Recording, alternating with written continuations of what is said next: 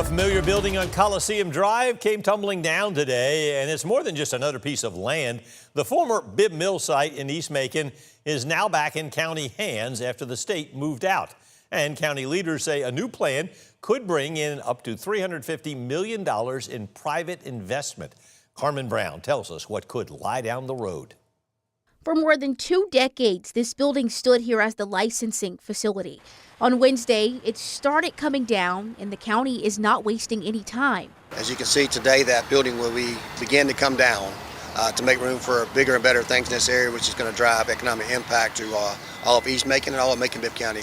The plan is called East Bank, and the Muskogee Creek Nation is already at the table, according to Macon-Bibb Mayor Lester Miller. It's probably a mixed-use development with residential, retail, restaurants, and potential hotels. So it's going to be a great addition. Of course, we're going to make sure that we incorporate the Muskogee Creek Nation with this project. Neighbors I spoke with Wednesday didn't want to go on camera, but they still had plenty to say. In fact, they told me they welcome the idea of a commercial district here on the east side. Things that the mayor mentioned, like lodging, restaurants, things that are going to put more life and investment into this area. And not to mention the proximity to the Ocmulgee Mounds, which makes this even more meaningful to them. But there is some concern here, as one resident told me he's worried about the potential for rising property values to push the people who call this community home right out of it. It's going to be a busy quarter for sure, but we have a lot of interest in this property, and I think we're going to continue to get interest as the interstate nears completion this year. Every dollar invested here stays here, locked in through what's called a tax allocation district, and the clock is already running. Reporting in Macon, Carmen Brown, 13 WMAZ News.